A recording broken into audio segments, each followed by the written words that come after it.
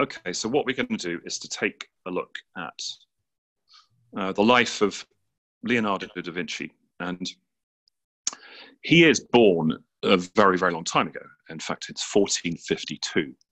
So what you're looking at here is a map of northern Tuscany. And you can see Florence is over here on the right-hand side of the map. But Leonardo da Vinci is born actually in the little village of Vinci, which is right here, okay? Now, that is about 25 miles from Florence. But what they would have done 500 years ago is most likely to have ridden there on horseback. And if you look down here, you can see the River Arno flowing. And that's flowing towards Pisa over on the coast. And so I would imagine, because the northern Tuscany is very hilly, that they probably would have hit the river and then ridden along the riverbank to get to Florence. So that's about a day's ride, unless you're galloping.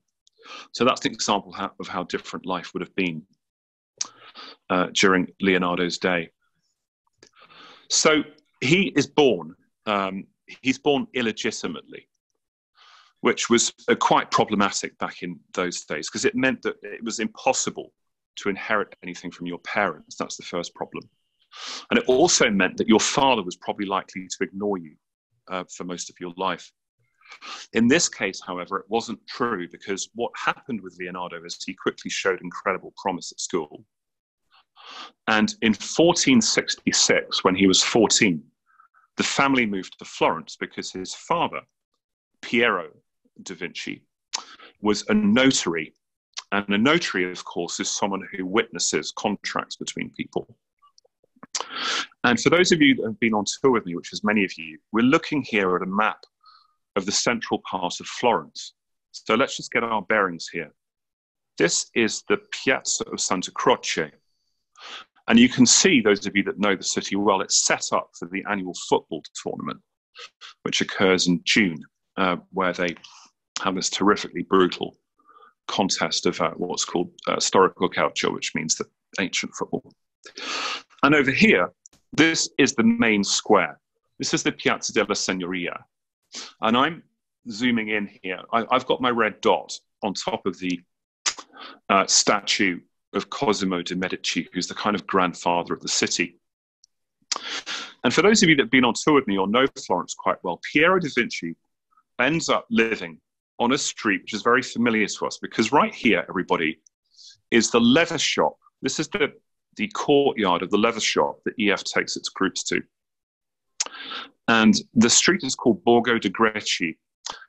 And Piero da Vinci ends up living here with the 14-year-old Leonardo.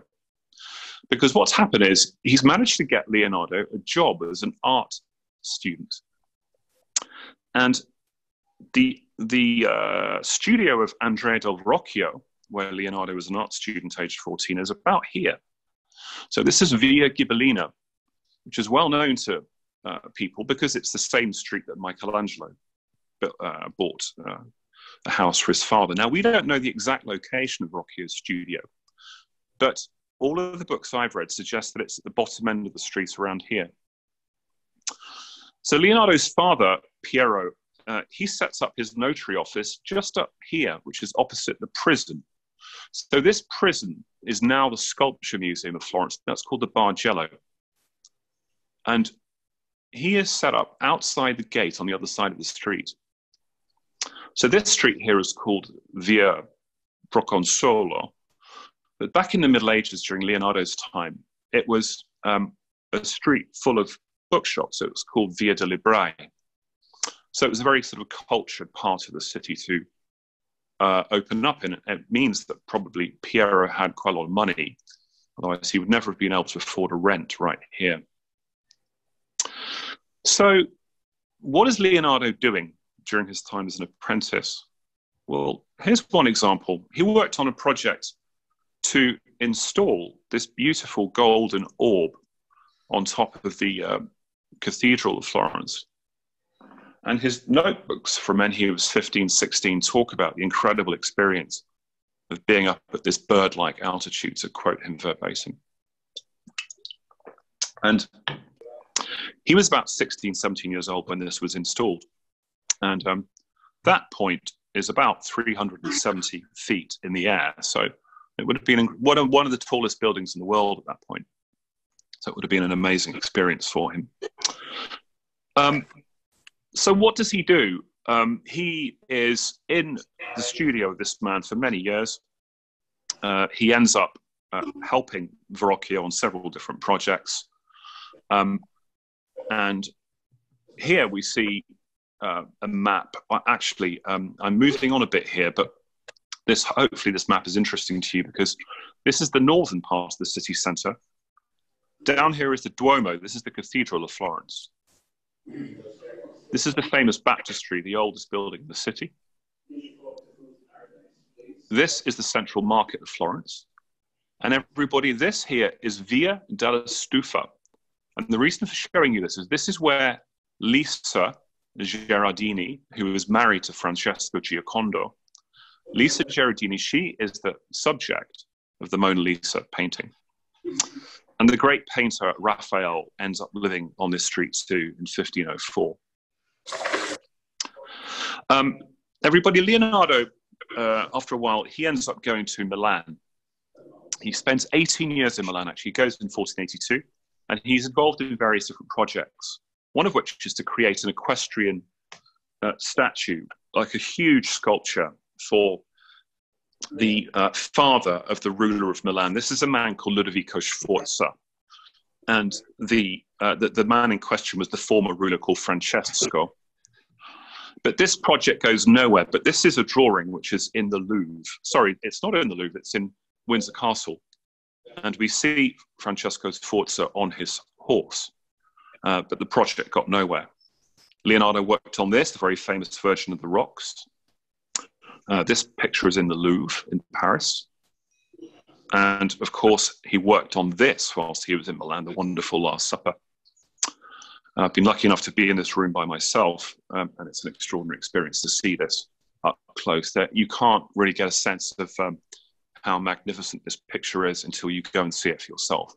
It's not easy, though. You've got to buy a ticket in advance, and normally you have to, in normal times, let's hope normal times come soon, it would take about a month. You'd have to book a month or 6 weeks before to get inside. So Leonardo is involved in all these different projects at the court of Milan.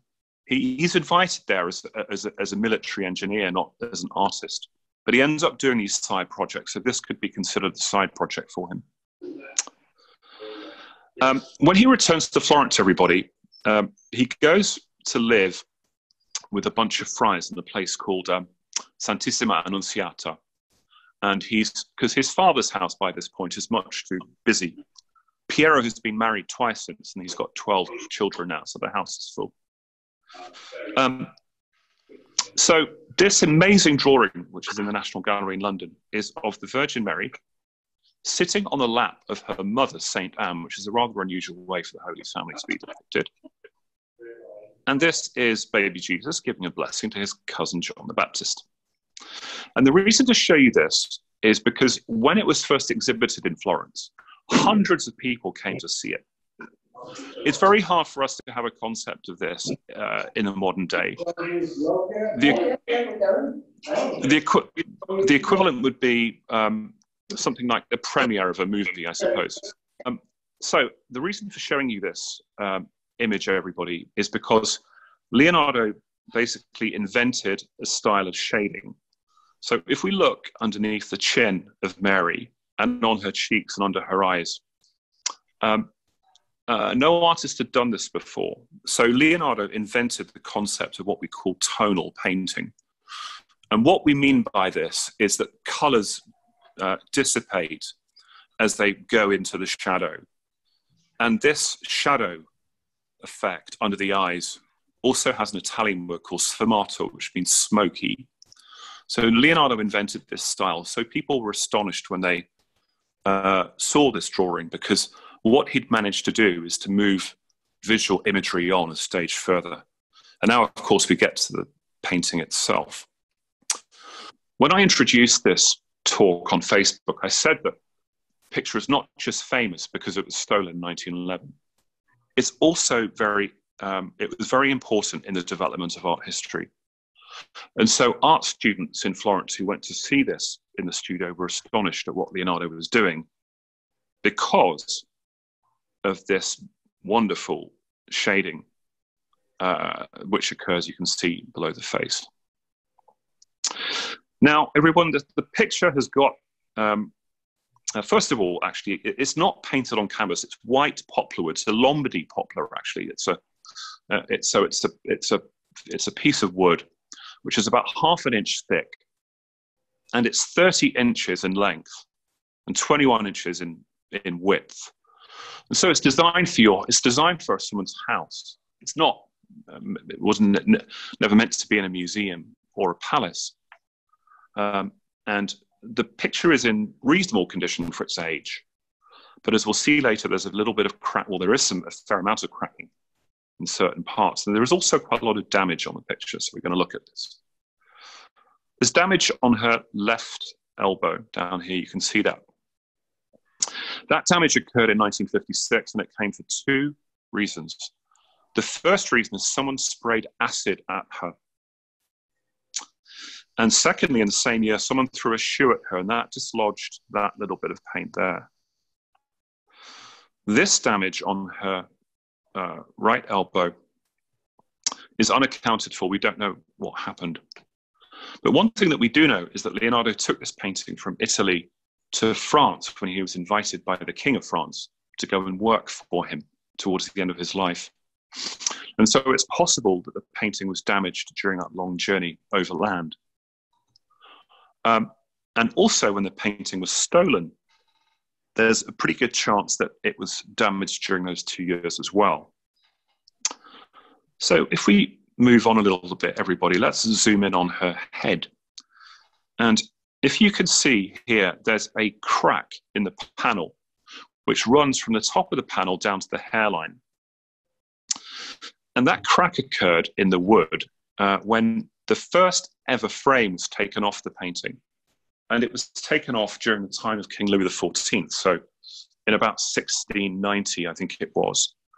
After Leonardo died, the picture became the property of the French nation. It was purchased by King Francis I. And it spent about 170 years in Fontainebleau Palace, which is south of Paris. And King Louis XIV decided to move the painting from Fontainebleau to Versailles. And it was during this period that the first frame was taken off to have a look at the picture, and it's thought the crack occurred then. A very successful operation was conducted to insert on the back of the panel a walnut wood staple, essentially, which has prevented the frame from cracking anymore. Now, other reasons for showing this close-up is to look at this. And she's wearing a very fine gauze veil, okay? And that veil is beautifully painted, and he would have known about Botticelli's paintings, which are now in the Uffizi Museum in Florence. And we'll be looking at those paintings in a future talk because they are magnificent. But the reason she's wearing a veil is she was a mum to 5 children eventually. And if you wore a veil like this out in public 500 years ago in Italy, it showed men in the street that you were pregnant and they were not to approach you. So he's painted that beautifully. We also see some quite bad cracking on her forehead and her nose, and also the top of her cheeks. And there's a good reason for this, because what Leonardo did, his technique of painting, was to paint dozens of different layers of microfine paint to build up the image of what human skin looks like. He rubbed turpentine spirit with his thumbs into this to build up the milky texture of human skin. And so these parts here have got dozens and dozens of very, very fine layers of paint. And so it's possible and probable that the cracking occurred here, even during his own lifetime. If we go and look at the beautiful way that the hands are painted, the hands do not have that same cracking. And so it's highly likely that the layers of paint are thinner here on the hands than they are up on the head here. Now, she doesn't have much trace of any eyebrows left, and x-rays of the picture suggest that there are very, very faint eyebrows there, but nothing like a lady today. I mean, ladies, you probably thin your eyebrows down, but they were more severe 500 years ago in Italy. And also, there are very, very, very, very fine traces of eyelashes, but they're very difficult to pick up, and you can't possibly see with the naked eye because ultimately the picture's too far away from us. Here is a close-up, of course, of this bad damage. The picture has had several different attempts to restore it. And one of the reasons why the cracking looks so bad is because every time the picture is restored, what it basically involves is a new coat of varnish. And that has a short-term effect. It looks very, very good for about a year or two. And then what happens is it merely highlights all the different cracks in the painting. And so it's a very tough job. It'd be a very brave restorer to really take on the painting. Everybody, Leonardo was brilliant at painting human hair. So look at the way this very, very fine hair is painted. He probably has a brush with only 1 or 2 hairs on it to be able to do this. And I'm not sure, even with the naked eye, how you do that, because of course this is magnified many times. And also the reason for zooming in here is to look at the upper border of her dress. That is really quite brilliantly painted. And very few artists before him had bothered to get into this level of detail. Most art historians believe that these passages of the painting were probably done later in his life. They probably were not done in 1503, 1504 when he was in Florence. They would have been done a little later. Everybody, this is an X-ray image of Mona Lisa that was done in 2004. The Louvre spent many years looking at the painting. So this image is some years old, but it's very clear that we can see the damage here. And then the damage over here. Now, of course, she sits behind bulletproof glass, which is temperature controlled, to about the temperature of what it would be in Florence today, in fact. And of course, her smile is often talked about. It's a smile which is, of course, so famous. I never talk too much about it when I'm with a group in the museum. But it is beautifully painted. And also we get a very good view of this wonderful shading underneath the chin. And also another look at this amazing hair that he's painted on. Everyone, this is a drapery study that Leonardo did when he was 18 years old. So this looks like a photograph, but it is in fact a drawing, which is in the Louvre in Paris. And look at the quality of this. So in other words, he spent hours practicing the way that drapery folds. And not just any one type of drapery, but he did it with wool, he did it with silk, cotton, and heavier fabrics, such as what you're looking at here. And so this is, I think, my favorite of the close-ups that I'm showing you, because it shows the incredible way that the silk garment that Lisa is wearing. Look at those folds, look at the light that falls on the top of the folds. So he's practiced that before committing it to the actual painting itself. And it is really wonderful. It's something else, really. And also, again, the beautiful way the hands are painted, the best hands in art history, I think. Everybody, this is an image of Leonardo as an art student. And this is a painting in the Uffizi Museum in Florence, in Italy. And it's painted by Leonardo's art teacher, Andrea del Verrocchio, in about 1475, 6, 7. And it's the baptism of Christ. And we see Christ, obviously, here in the middle. This is John the Baptist. And the reason for showing you this is because these two figures here are painted by Leonardo as a young art student. And he also painted the background.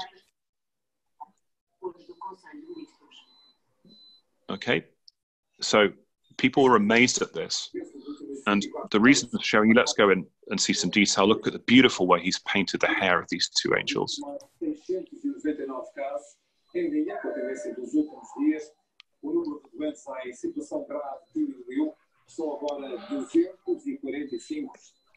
Someone's got their audio on. Can you switch the audio off? Just mute the microphone, please.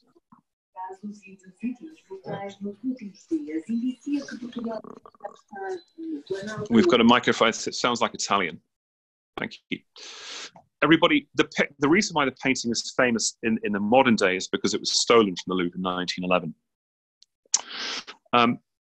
And so people came to see the empty space. The person that stole the painting was an Italian former employee of the Louvre, a man called Vincenzo Perugia. And this is what happened. So people came to photograph the empty space. At the time, the artist Picasso, who lived in Paris, was interviewed by the French police. And also his friend, Guillaume Apollinaire, the poet. They were both interviewed by the police. In fact, Apollinaire made himself quite unpopular with Picasso because Apollinaire basically grasped Picasso up to the police. So I don't suppose they're on speaking terms at the end of this. And what happened is the painting was hid under the bed of this former employee of the Louvre. And he kept it in Paris for months and months. And when the story had died down, because of course it was a massive story all over Europe and also in the United States, he then decided to make contact with the director of the Uffizi Museum in Florence, who's this chap here. And the director can hardly believe what he's listening to, or certainly not listening to, of course. In those days, it would have been a letter. But he agrees to meet this fellow. And those of you who go to Florence on a regular basis, there's a hotel in Florence called, it used to be called the Gioconda Hotel. And now it's called the Frame Hotel, so it's changed its name. And it's on the street that runs from Santa Maria Novella over to the Duomo. And you can go and stay in the room where Vincenzo Perugia hid the Mona Lisa in a specially constructed trunk under his bed. And so, everybody, this frame that we're looking at is the frame that's now on the picture. In fact, it was put on there in 1906. The frame is, in fact, an original Renaissance period frame. But it was modified to accommodate the Mona Lisa. So the director of the museum has the police arrest this chap. And Mona Lisa goes on view in the Uffizi, and then she goes to Rome as well, and millions of people in Italy came to see the painting. But he, of course, back to France. So the painting returns to the Louvre after its short tour of the country.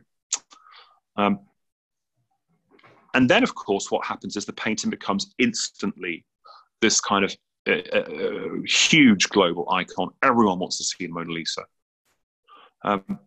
Everyone, during the wartime, Mona Lisa spent her time actually in the basement of the Chateau Chambord in the Loire Valley, which is southwest of Paris. And this is the image of the Italian gallery when the Nazis came in 1940, and they would have seen every single painting empty. All of the frames on the floor and the paintings are hidden. So Mona Lisa is taken out of a frame. And this is her being unpacked at the end of the war. We can clearly see the split there. It's probably being taken out of the frame for 5 years, I doubt helped. Everyone, this is the painting when it went on tour in 1963. This photograph was taken in January 1963.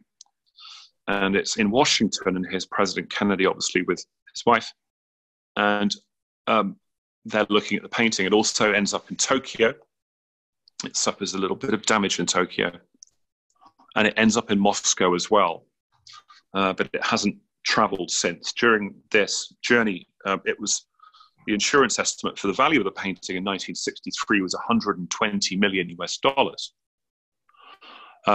That policy was so expensive, the Louvre opted not actually to take the policy out. Instead, they hired a private army of soldiers to look after the painting whilst it was in Washington. And then it comes back. And now this is the fate of the painting. I suppose, everyone, this is the salle d'état, which is the room that the picture is currently in. This is before the room is decorated. The walls don't look like this now, they're darker. So they've just had a major Leonardo exhibition in the Louvre to commemorate the 500th anniversary of his death. And when we go back, which we hope will be soon, of course, the crowds want to go and see the painting. But groups that are with me, I try and encourage them to try and pretend that they're an art student in Florence in 1503 and actually really look at the painting with their own eyes before you obviously do want to have your photograph taken with the painting. But it's useful, I think, to understand the huge leap forward that the painting had for art and artists during its time. So I always use the comparison. Those of us who are older can perhaps remember the first time we saw a HD TV, or for younger people, the first time you saw a 3D movie. And that, it gives you some idea of the massive leap forward that Leonardo made. Let's move forward.